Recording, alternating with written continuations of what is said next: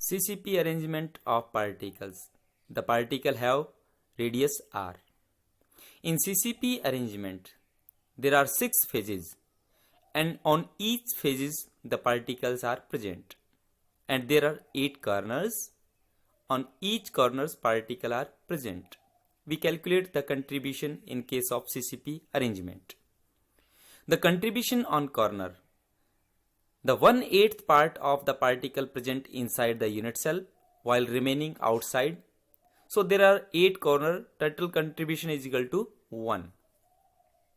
On phases, there are 6 phases, and half of the particle present inside and half is outside. So on phase it is equal to 3.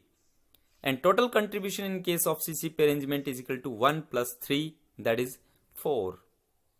So the total contribution is 4. We calculate the packing efficiency in case of CCP arrangement. According to Pythagoras theorem, we will draw a triangle, right angle ABC, and we know the length, edge length AB is equal to A and BC is also equal to A, और हमें AC calculate करना है. तो according to Pythagoras theorem AC square is equal to क्या होता है? AB square plus BC square. We know AB square is equal to A square and BC square also equal to A square. तो AC square क्या हो जाएगा? AC square is equal to 2A square. अब AC is equal to क्या हो जाएगा? AC is equal to square root 2 A के equal हो जाएगा. हमें पता है AC हैव 4R. 4R कैसे?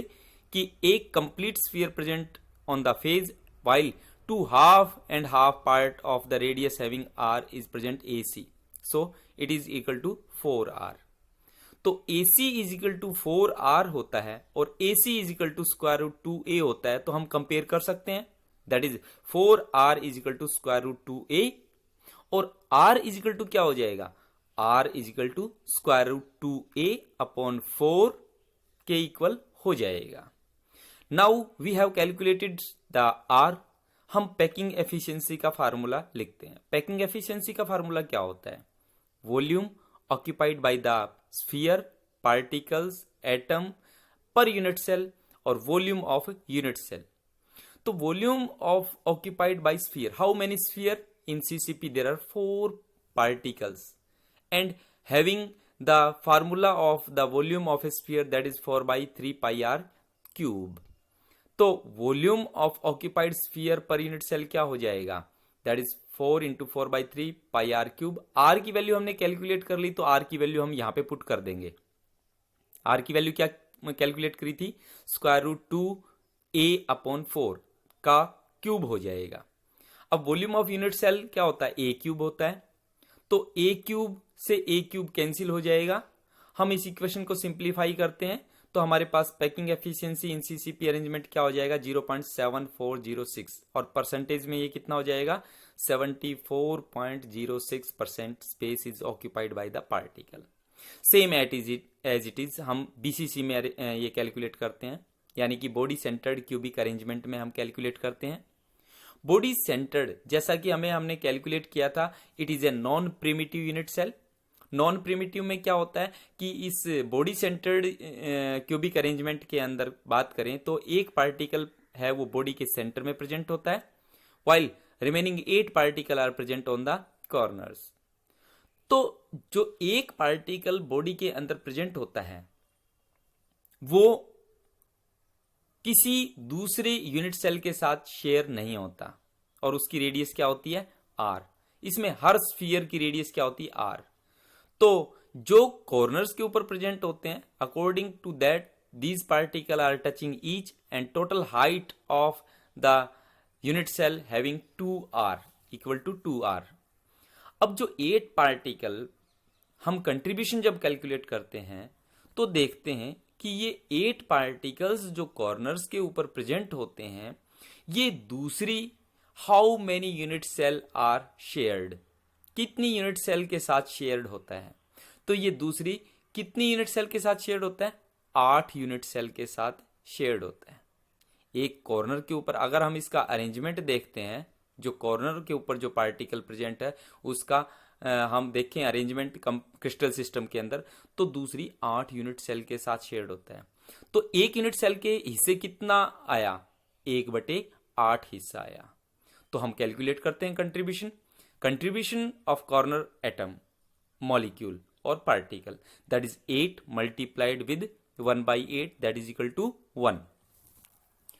हम बात करते हैं बॉडी सेंटर्ड के अंदर कि बॉडी के सेंटर में जो पार्टिकल प्रेजेंट है, एटम प्रेजेंट है, मॉलिक्यूल प्रेजेंट है, वो उसका कंट्रीब्यूशन क्या होगा, वो दूसरे किसी के साथ शेयर नहीं है, तो 1 multiplied with 1 that is equal to 1, ये 1 के बराबर हो जाएगा। और टोटल कंट्रीब्यूशन कितना हो जाएगा बीसीसी में, 1 + 1 that is equal to 2।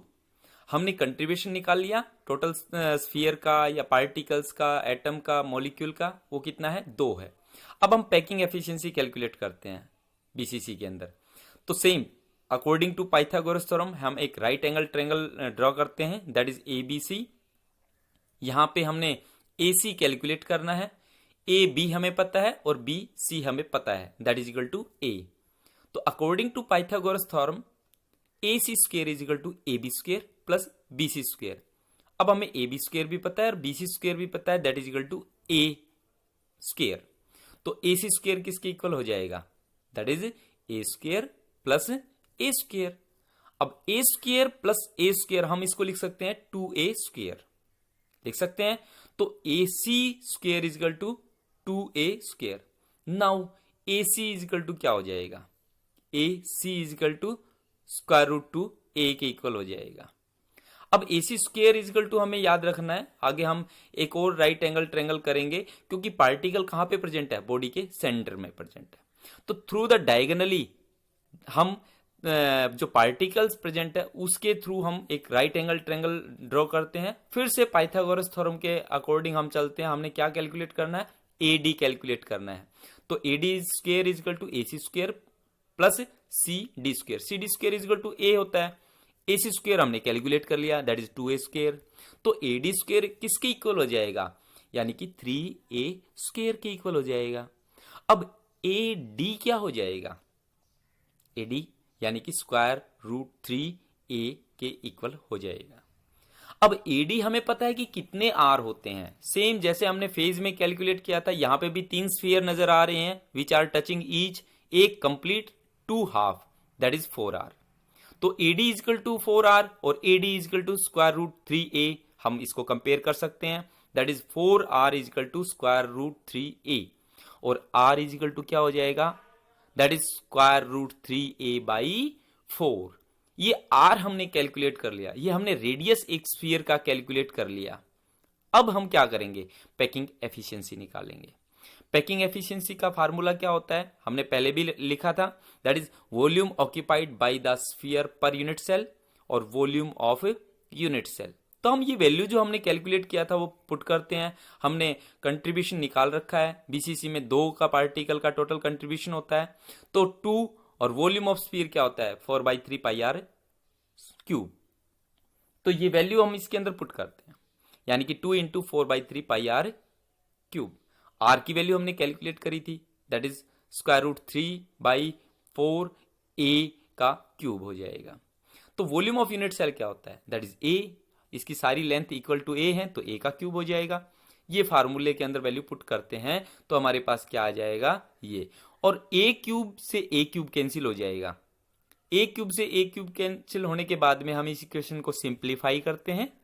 Simplify करने के बाद में हमारे पास जो वैल्यू आती है वो क्या होती है 0.6805। हम इसको परसेंटेज में लिखते हैं, इसको परसेंटेज में लिखेंगे तो 68.05% space is occupied by the particle in BCC arrangement, remaining unoccupied space. अब हम बात करते हैं बीसीसी के बाद में हम बात करते हैं सिंपल की। सिंपल के केस में कैलकुलेट कर लेते हैं कि सिंपल जो अरेंजमेंट होता है पार्टिकल्स का, सिंपल लैटिस अरेंजमेंट होता है पार्टिकल का, वो कौन सा होता है, यानी कि पार्टिकल सिर्फ कहां पे प्रेजेंट होते हैं, सिर्फ और सिर्फ कॉर्नर के ऊपर प्रेजेंट होते हैं। अब कॉर्नर का कंट्रीब्यूशन निकालेंगे, कॉर्नर का कंट्रीब्यूशन निकालेंगे तो हमें आर का पता होना चाहिए। आर का हमें पता है, आर कितना होता है रेडियस, यानी कि हर एक स्फीयर की रेडियस कितनी होती है, आर होती है। ठीक है, तो इसके बेसिस पे हम कैलकुलेट कर लेंगे कि दो स्फीयर हैं उनकी रेडियस कितनी हो जाएगी 2r। सिंपल है, कंट्रीब्यूशन हम निकाल सकते हैं सिंपल के केस में, कंट्रीब्यूशन निकालेंगे क्योंकि पार्टिकल कॉर्नर के ऊपर प्रेजेंट है, तो कितना हिस्सा है वो एक स्फीयर का, एक एटम का, एक मॉलिक्यूल का किसी भी यूनिट सेल के अंदर प्रेजेंट है, और कितना हिस्सा है एक पार्टिकल का, एक एटम का, एक स्फीयर का, वो आउट ऑफ यूनिट सेल है। सेम एज इट इज कि हम क्रिस्टल सिस्टम को देखते हैं तो एक कॉर्नर के ऊपर जो पार्टिकल है वो दूसरे 8 यूनिट सेल के साथ क्या होता है, शेयर्ड होता है। अब 8 के साथ शेयर होता है, 1/8 पार्ट एक यूनिट सेल के अंदर होता है, तो कंट्रीब्यूशन हमने पहले कैलकुलेट किया था वैसे ही कैलकुलेट करना है। कॉर्नर के ऊपर हमेशा जो पार्टिकल का कंट्रीब्यूशन है वो इक्वल टू 1 होता है। अब दूसरा कोई पार्टिकल इसमें नजर नहीं आ रहा तो टोटल कंट्रीब्यूशन इक्वल टू 1 भी हो गया, क्योंकि एक ही है, तो वॉल्यूम ऑफ स्फीयर भी क्या हो जाएगा, वॉल्यूम ऑफ स्फीयर यानी कि 1 multiplied with 4/3 pi R cube हो जाएगा। अब आर हमने कैलकुलेट कर रखा है, आर कैलकुलेट कर रखा है, यानी कि आर रेडियस क्या हो जाएगा, जो एज लेंथ है वो ए का हाफ हो जाएगा, तो यानी कि a/2 का क्यूब हो जाएगा। Volume of cube A cube होता ही है, पैकिंग एफिशिएंसी के फार्मूले में पुट करेंगे, ए क्यूब से ए क्यूब कैंसिल, जब हम सिंप्लीफाई करते हैं तो हमें क्या मिलता है 0.5233, यानी कि अप्रोक्सीमेट 0.524, यानी कि हम परसेंटेज में लिखेंगे तो it is equal to 52.4% space is occupied by the particle, while remaining how much 47.6% space is unoccupied, यानी कि ये खाली होता है। नेक्स्ट हम देखते हैं कि एक्सरे डिफ्रैक्शन से किसी भी मॉलिक्यूल की ज्योमेट्री का पता हम लगाते हैं कि पार्टिकल कहां पे प्रेजेंट है। दो पार्टिकल के बीच में जो कितना डिस्टेंस है, यानी कि what is the radius of sphere particle atom, और उसी से हम आइडिया लगाते हैं कि इसमें कितने नंबर ऑफ पार्टिकल प्रेजेंट है और कितना गैप है, जैसे कि सिंपल के केस में, बीसीसी के केस में और एफसीसी के केस में। हम देखते हैं कि सिंपल के केस में ये गैप है दो पार्टिकल के बीच में बहुत कम होता है, but it is greater in case of BCC, while it is much greater in case of FCC because of the great number of particle. तो हम edge length in case of cubic lattice भी calculate करते हैं और number of particle per unit cell भी calculate करते हैं by the x ray diffraction, और इसी के बेसिस पे हम डेंसिटी कैलकुलेट करते हैं। तो डेंसिटी कैलकुलेट करते हैं, तो डेंसिटी कैलकुलेट करने के लिए हमें एज लेंथ का पता है, that is equal to A picometre, और नंबर ऑफ एटम पर यूनिट सेल जैसे कि सिंपल में 1, बीसीसी में 2, एफसीसी में 4, molar mass that is M से रिप्रेजेंट करते हैं। अब हमें डेंसिटी का फार्मूला पता होना चाहिए, तो volume of cube that is volume of cube भी चाहिएगा। हम पिकोमीटर को हम किस में कन्वर्ट कर लेते हैं, सेंटीमीटर में। क्यों, क्योंकि पिकोमीटर के अंदर जो लेंथ है वो एज लेंथ दी हुई होती है, और डेंसिटी जब हम कैलकुलेट करते हैं तो हमें इसको सेंटीमीटर में कन्वर्ट करना पड़ेगा, that is A cube is equal to A cube multiplied 10⁻⁻⁻30। ये वैल्यू हम क्या करते हैं डेंसिटी कैलकुलेट करने के लिए जो हमें रिक्वायरमेंट है वो। डेंसिटी का फार्मूला क्या हो गया, rho mass of unit cell divided by volume of unit cell. अब ये इक्वेशन 1 हो गई हमारे पास, इसके अंदर ये नॉर्मल वैल्यू जो हमने कैलकुलेट करी है वो पुट करनी है और डेंसिटी कैलकुलेट कर लेनी है। ठीक है, तो हम पहले कैलकुलेट करते हैं mass of unit cell. Mass of unit cell that is number of atom in a unit cell, जो कि हमने जेड से रिप्रेजेंट किया था, Z number of particle. Mass of each atom, mass of each atom that is जो हमने molar mass calculate किया था, तो मोलर मास को हम डिवाइड कर देंगे किससे, एवोगैड्रो नंबर से, दैट इज Na। ये एवोगैड्रो नंबर क्या होता है, it is a fix number of particle per unit volume, यानी कि 6.022 इंटू 10⁻23। तो ये जो वैल्यू है हम किस में पुट कर देंगे, density of the unit cell के अंदर। तो density of the unit cell क्या हो जाएगा, Z into M, volume of unit cell A cube into 10⁻⁻30 into Avogadro number. अब इसके बेसिस पे हम कोई भी न्यूमेरिकल प्रॉब्लम है वो सॉल्व कर सकते हैं। इसके अंदर जो भी है, सिंपल है, बीसीसी है, एफसीसी है, उसके अकॉर्डिंग जो एज लेंथ दे रखी है पार्टिकल्स हम कैलकुलेट करेंगे, मास दे रखा है, वैल्यू पुट करेंगे और न्यूमेरिकल निकालते हैं। जैसे कि एक न्यूमेरिकल प्रॉब्लम है, calculate the density of silver. इसके अंदर क्या पूछ रहा है? डेंसिटी पूछ रहा है। तो हमें ये पता लग गया कि इसके अंदर क्या निकालना है? डेंसिटी निकालना है silver by using the given data. Data क्या गिवन है? Edge length of its unit cell is 408 picometre. Edge length मिल गई हमें 408 picometre and molar mass is 108 gram per mole. हमें मोलर मास भी मिल गया। Of silver having CCP lattice, यानी कि इसका अरेंजमेंट भी हमें पता लग गया, सीसीपी अरेंजमेंट। तो डेंसिटी निकालनी, तो डेंसिटी का फार्मूला पुट करो। डेंसिटी क्या होती है? Z into M over A cube into 10⁻⁻30 into Avogadro number gram per centimetre cube. अब यहां पे जेड की वैल्यू हमें पता है, क्योंकि सीसीपी अरेंजमेंट है, तो सीसीपी अरेंजमेंट के अंदर हम जेड की वैल्यू कितनी होती है कैलकुलेट किया हुआ है, total contribution is equal to 4। ठीक है, अब बात कहता है कि मोलर मास की, तो मोलर मास गिवन है दैट इज 108, और एज लेंथ ए की बात करता है तो वो भी गिवन है 408 पिकोमीटर। इसको हम सेंटीमीटर में कन्वर्ट कर लेंगे। एवोगैड्रो जैसा कि कांस्टेंट वैल्यू है 6.022 इंटू 10⁻23, ये वैल्यू पुट कर लेंगे। रह गया क्या? इसको हम सिंप्लीफाई करते हैं। सिंप्लीफाई करते हैं तो हम डेंसिटी ऑफ सिल्वर कैलकुलेट करते हैं। It is found to be 10.5 gram per centimetre cube. अब हम बात करते हैं स्टोकियोमेट्रिक डिफेक्ट की। डिफेक्ट यानी कि पहले हम बात करते हैं कि कोई भी पार्टिकल्स होता है, एक पॉइंट या एक पार्टिकल को हम डिफाइन करते हैं और उस पार्टिकल के अराउंड जो अदर पार्टिकल्स प्रेजेंट हैं, आयन प्रेजेंट हैं, मॉलिक्यूल प्रेजेंट हैं, if these are in proper arrangement, long range order, that should be a ideal crystal. यानी कि उनका अरेंजमेंट आइडियल है तो वो आइडियल अरेंजमेंट होगा। लेकिन कोई भी क्रिस्टल यूनिवर्स के अंदर वो आइडियल अरेंजमेंट नहीं होता, यानी कि परफेक्ट नहीं होता। देर आर सम डिफेक्ट, वहां पे कोई ना कोई डिफेक्ट है, यानी कि due to alignment of the line in crystal system, यानी कि डिफेक्शन रीजन आ गया, यानी कि जो proper order of the particle है वो नहीं है।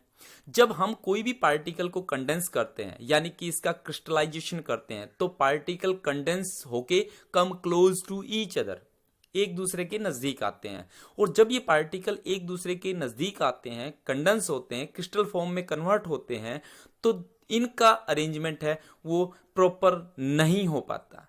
देर are some defect in the arrangement of particle, तो इसी को हम क्या बोलते हैं? डिफेक्ट बोलते हैं।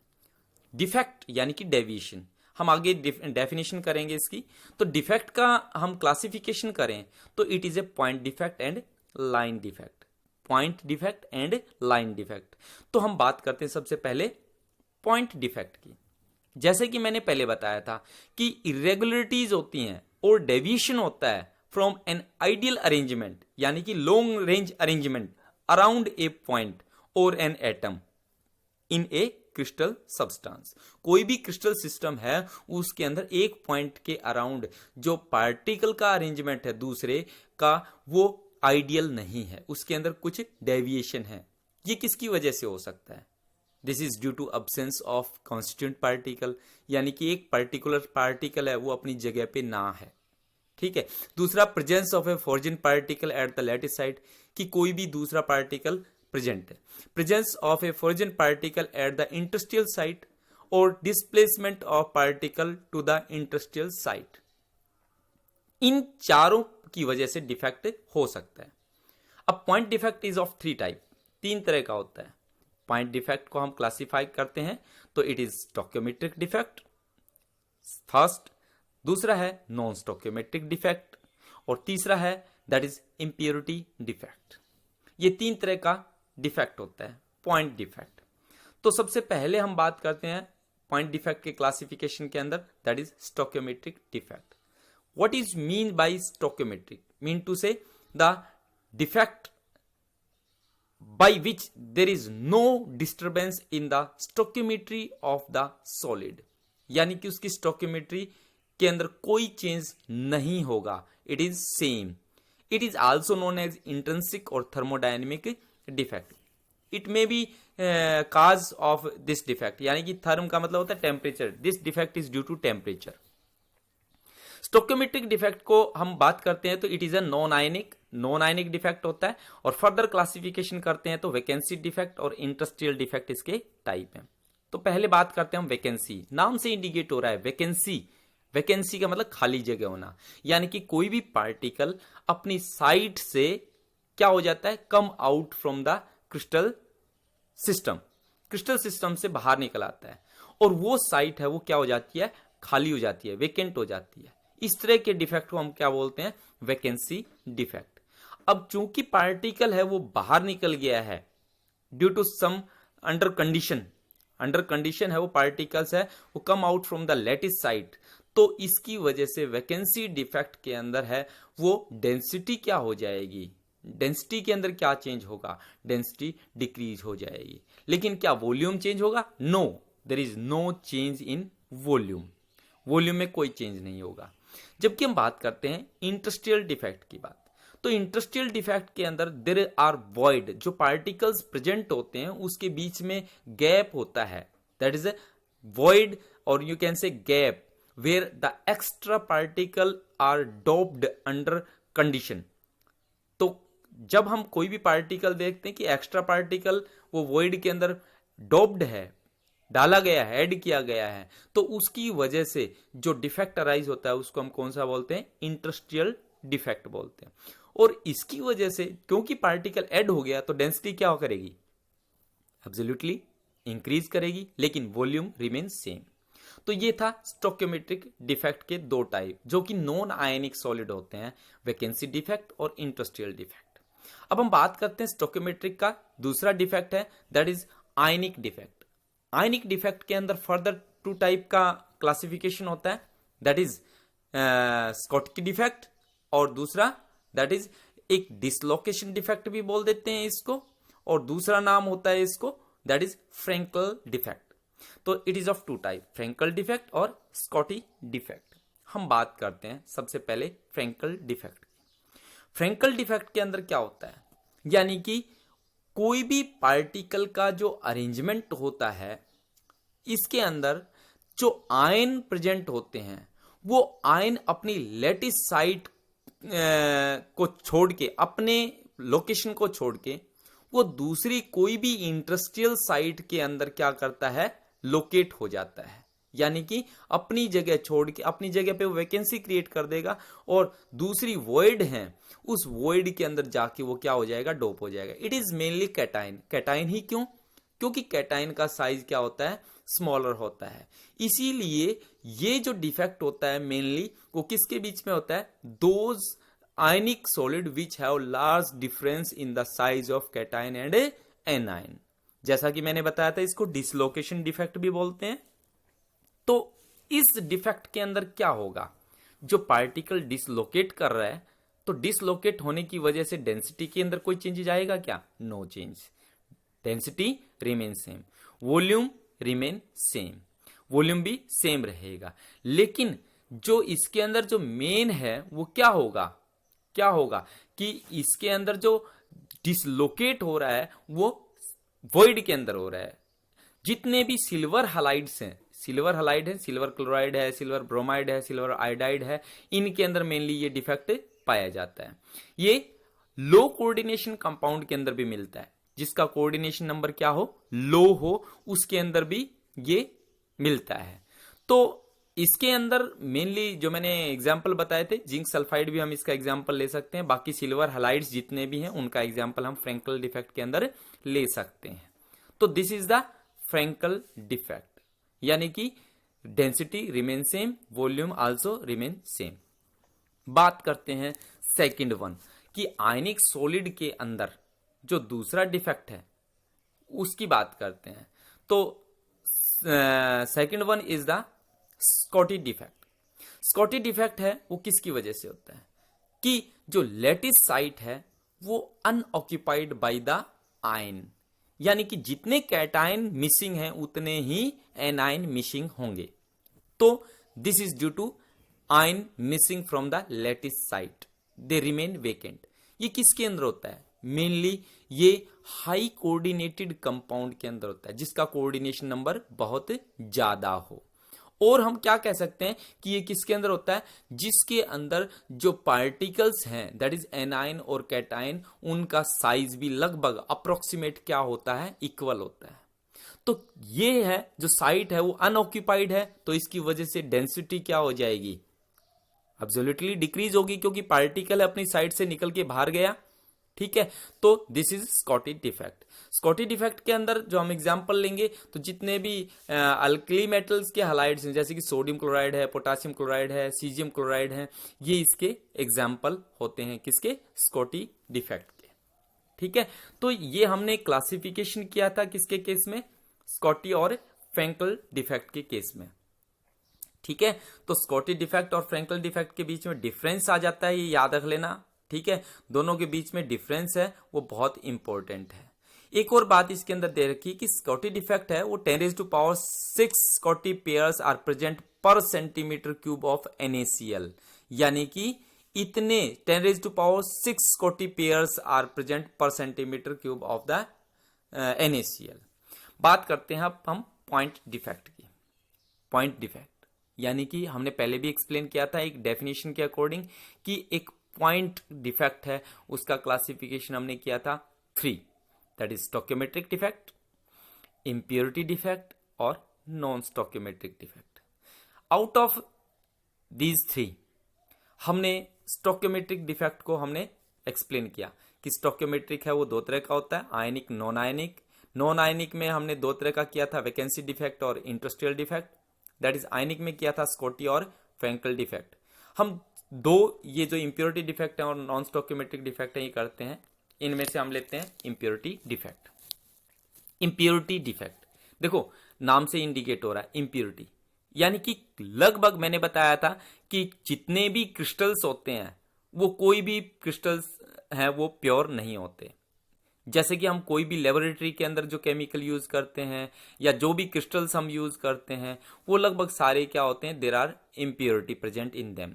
जैसे कि अमोनियम क्लोराइड है, अमोनियम सोडियम क्लोराइड है, सिलिका जेल है, इनका एनालिटिकल रिएजेंट का एक ग्रेड होता है केमिकल का, यानी कि इनका परसेंटेज ऑफ प्योरिटी दिया हुआ होता है। जैसे कि कुछ एक केमिकल्स ऐसे हैं जो 99.9% प्योर होते हैं, बाकी लगभग जितने भी केमिकल्स होते हैं उनके अंदर इम्प्योरिटी का जो रेशियो है वो ज्यादा हो सकता है। तो हम बात करते हैं पॉइंट डिफेक्ट के अंदर, तो इम्प्योरिटी डिफेक्ट है वो किसकी वजह से हो सकता है, तो this is due to the presence of foreign atom ion molecule present in a crystal system, कि कोई भी बाहर से पार्टिकल आए और वो क्या हो जाए कि वॉइड के अंदर डोप हो जाए, तो इसकी वजह से जो डिफेक्ट आएगा तो वो इंप्योरिटी डिफेक्ट कहलाएगा। ऐसे ही जो इंप्योरिटी ऐड होती है, हम एग्जांपल लेंगे सोडियम क्लोराइड की, कि सोडियम क्लोराइड का जो लैटिस होता है, सोडियम क्लोराइड का जो एक क्रिस्टल सिस्टम होता है, हम उसको क्या करते हैं कि SrCl2 ऐड करते हैं उसके अंदर। SrCl2 जैसे ही थोड़ा सा हम इसके अंदर ऐड करते हैं तो एक Sr which contain 2 positive charge will replace 2 sodium ion, 2 sodium ion को रिप्लेस कर देगा। तो ये इंप्योरिटी ऐड हो गई कि नहीं हो गई? ऐसा क्यों होता है? Because Sr2 positive have approximate equal atomic radii of the sodium, की एटॉमिक रेडियाई सेम होनी चाहिए तभी ऐसा पॉसिबल है। तो ये सोडियम क्लोराइड के अंदर सोडियम को डिस्प्लेस कर देगा और इसकी वजह से इसके अंदर जो डिफेक्ट आएगा वो क्या हो जाएगा, दैट इज इंप्योरिटी डिफेक्ट। तो एक आयन की लैटिस है वो इसके अंदर क्या होगी, अनऑक्यूपाइड हो गई, ठीक है, जबकि एक के अंदर तो Sr2 पॉजिटिव हो गया, चार्ज है वो अप्रोक्सीमेट चार्ज है वो इक्वल रहेगा, क्योंकि नंबर ऑफ कैटायन वैकेंसी है और number of Sr2 positive ions है वो दोनों इक्वल हैं, क्योंकि each sodium have 1 positive charge while Sr have single 2 positive charge, so both are equal. Next हम बात करते हैं एग्जाम्पल की, तो सिल्वर क्लोराइड है, कैडमियम क्लोराइड है, इनके अंदर भी ये इंप्योरिटी डिफेक्ट हम देख सकते हैं कि सेम एज इट इज, इसके अंदर भी हम क्या करते हैं कि हम ऐड करते हैं तो ये डिस्प्लेस कर देगा और इंप्योरिटी शो करेगा। तो ये इंप्योरिटी डिफेक्ट था। नेक्स्ट हम बात करते हैं नॉन स्टोकियोमेट्रिक डिफेक्ट की। जैसा कि हमने स्टोकियोमेट्रिक डिफेक्ट किया था, एकदम उसका अपोजिट है नॉन स्टोकियोमेट्रिक डिफेक्ट। यहां पे स्टोकियोमेट्रिक का कोई रोल नहीं है, वहां पे स्टोकियोमेट्रिक थी, यहां पे स्टोकियोमेट्रिक नहीं है। तो नॉन स्टोकियोमेट्रिक डिफेक्ट की हम बात करते हैं। नॉन स्टोकियोमेट्रिक डिफेक्ट के अंदर हम देखते हैं कि ratio of the particle not same. Main चीज यही होती है इसके अंदर कि this defect that cause the ratio of the number of cation और and anion to be different from the indicated by the ideal chemical formula. जो formula दे रखा है किसी भी क्रिस्टल सिस्टम का, उसके अकॉर्डिंग ये डिफरेंट मिलेगा, that is called non stoichiometric defect. तो हम इसके कुछ एक एग्जांपल करते हैं और इसका क्लासिफिकेशन करते हैं नॉन स्टोकियोमेट्रिक डिफेक्ट का। तो it is of two type, that is metal excess defect और metal deficiency defect. Metal excess की अगर हम बात करते हैं, मेटल एक्सेस जैसे कि नाम से इंडिकेट हो रहा है मेटल एक्सेस, और एक में दे रखा है मेटल डेफिशिएंसी डिफेक्ट।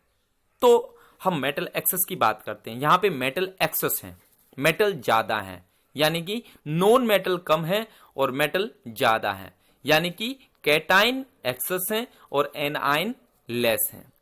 तो ये दो के केस में होता है कि एनायन वैकेंसी की वजह से होता है, यानी कि एनायन निकल जाए, या फिर presence of extra cation at the industrial site. तो हम बात करते हैं एनायन वैकेंसी की। एनायन वैकेंसी के अंदर हम एग्जांपल लेते हैं सोडियम क्लोराइड का। ये क्वेश्चन बहुत बार आता है और बहुत इंपॉर्टेंट क्वेश्चन है कि सोडियम क्लोराइड को हम सोडियम वेपर की प्रेजेंस में हीट करते हैं। सोडियम क्लोराइड को सोडियम वेपर की प्रेजेंस में हम हीट करते हैं, तो सोडियम वेपर्स हैं will absorb on the surface of sodium chloride. ये सोडियम क्लोराइड के सरफेस पे क्या हो जाएगा, एब्जॉर्ब हो जाएगा। क्योंकि हम हीट करते हैं, सोडियम वेपर हैं, तो these are in active state, और एक्टिव स्टेट में होने की वजह से these sodium easily loss their electron. लेकिन कब इलेक्ट्रॉन का लॉस करेंगे, when the chloride ion present in a crystal system will diffused with sodium on the present of surface. जैसे ही क्लोराइड आयन सोडियम के साथ डिफ्यूज होगा तो sodium will lose its electron, and this electron which is lost by sodium will doped at the site of chloride ion। ये black hole से represent कर रखा है, ये इलेक्ट्रॉन है, ये इलेक्ट्रॉन किसने छोड़ा है, सोडियम ने छोड़ा है। अब जो साइट इलेक्ट्रॉन ने डोप कर ली है, इस साइट को हम क्या बोलते हैं, एफ सेंटर। कई बार एक नंबर में ये क्वेश्चन आ जाता है, व्हाट इज एफ सेंटर। तो एफ सेंटर आपको यहां पे क्लियर हो गया होगा कि ये एफ सेंटर क्या है, the electron which is lost by sodium in sodium chloride due to diffusion of chloride ion with sodium vapour.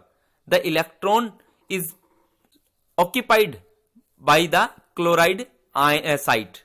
Chloride site ने इसको ऑक्यूपाई कर लिया, और ये इलेक्ट्रॉन यहां पे आया क्यों, बिकॉज ऑफ इलेक्ट्रिकल न्यूट्रलिटी, यानी कि चार्ज को बैलेंस करने के लिए।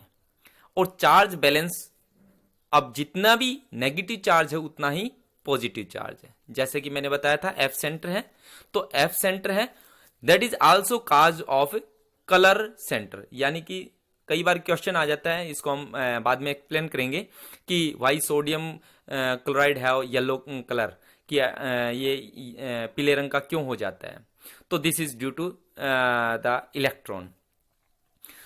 इसके अंदर हम देखते हैं कि excess sodium makes sodium chloride yellow. अभी मैं बात कर रहा था कि सोडियम क्लोराइड का कलर येलो हो जाता है, लिथियम क्लोराइड का कलर पिंक हो जाता है, और जबकि हम एक और एग्जांपल इसके अंदर ले सकते हैं कि पोटाशियम है, पोटाशियम क्लोराइड का भी कलर क्या हो जाता है, वॉयलेट हो जाता है। तो ये किसकी वजह से होता है, due to formation of F centre. तो एफ सेंटर में क्या होता है, यानी कि एफ सेंटर में इलेक्ट्रॉन प्रेजेंट है। इलेक्ट्रॉन व्हाइट रीजन से क्या करेगा, लाइट को ऑब्जॉर्व कर लेगा and will jump into the excited state and come back to its original state, यानी कि ग्राउंड स्टेट में जब आएगा तो ये पर्टिकुलर वेवलेंथ को क्या करेगा, एमिट करेगा and come back to its ground state, due to which it is coloured. Next हम बात करते हैं पॉइंट डिफेक्ट के अंदर, नॉन स्टोइकियोमेट्रिक डिफेक्ट का, मेटल एक्सेस डिफेक्ट के अंदर, that is presence of extra cation at the interstitial site. तो प्रेजेंस ऑफ एक्स्ट्रा कैटाइन इसके अंदर प्रेजेंट होता है। एक्स्ट्रा कैटाइन की बात करें तो यानी कि जो वॉइड प्रेजेंट हैं, जैसे कि हम जिंक ऑक्साइड का इसके अंदर एग्जांपल ले सकते हैं कि जिंक ऑक्साइड्स के अंदर अगर हम देखें तो जिंक और ऑक्सीजन का जब हम ब्रेक डाउन करते हैं तो zinc will form 2 positive and plus half O2 and will release 2 electron. These two electron with zinc occupied into the interstitial site. यानी कि zinc 1 plus XO, यानी कि due to the formation of this will change the color of zinc oxide yellow from white. ये इसका भी colour change हो जाता है। इसके ऊपर भी क्वेश्चन आता है कि why the zinc oxide became yellow from white. तो this is also due to metal excess defect, यानी कि जो 2 इलेक्ट्रॉन और जिंक है वो किसी भी इंटरस्टिशियल साइट के अंदर ड्रॉप हो जाते हैं। अब हम बात करते हैं, हमने मेटल एक्सेस डिफेक्ट किया, मेटल डेफिशिएंसी डिफेक्ट किया, तो मेटल डेफिशिएंसी डिफेक्ट की बात करेंगे हम। मेटल डेफिशिएंसी की, मेटल एक्सेस हमने कर लिया, तो ड्यू टू कैटाइन वैकेंसी, अब कैटाइन क्या होती हैं, लगभग मेटल होती हैं। अब कैटाइन जब कम होंगे और एनाइन ज्यादा होंगे तभी तो मेटल डेफिशिएंसी डिफेक्ट होगा। तो मेटल डेफिशिएंसी डिफेक्ट की अगर हम बात करें तो हम आयरन ऑक्साइड का हम एग्जांपल ले लेते हैं, यानी कि Fe2 पॉजिटिव और ऑक्सीजन 2 नेगेटिव का। इसको हम क्या देखते हैं कि इसका रेशियो देखते हैं कि कोई भी जो मेटल डेफिशिएंसी डिफेक्ट होता है इसके अंदर Fe का जो रेंज होती है, यूजुअल कंपोजिशन होती है, वो Fe की 0.93 से लेके 0.96 होती है विद रिस्पेक्ट टू ऑक्सीजन।